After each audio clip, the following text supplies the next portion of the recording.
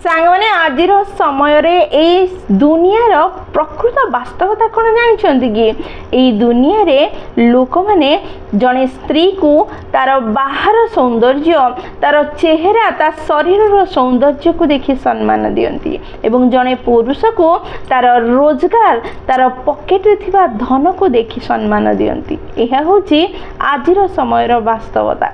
कौन प्रकृत रे टंका एवं शारीरिक सौंदर्य सम्मान देवार माध्यम कि ना प्रकृत मनीष प्रकृत सम्मान पाइबार व्यक्ति सीए जी हृदय सुंदर अटे जार आचार व्यवहार सुंदर अटे जी कहवा पूर्वर सामना वालार मन को बुझी पारे एवं तार दुख को दूर करिवार प्रयास करि पारे सी प्रकृत सुंदर अटे। आजिर समय रे मूर्ख मनीष माने जेहेतु बाहर शारीरिक सौंदर्य एवं धन को देखि सम्मान दियंती तेणु से माने जीवन रे केबे सुखी शांति रे रही पारंती नहीं, सबुबले अशांत हुअंती, किछि नुआ किछि अलग खोजिबार प्रयास करंती।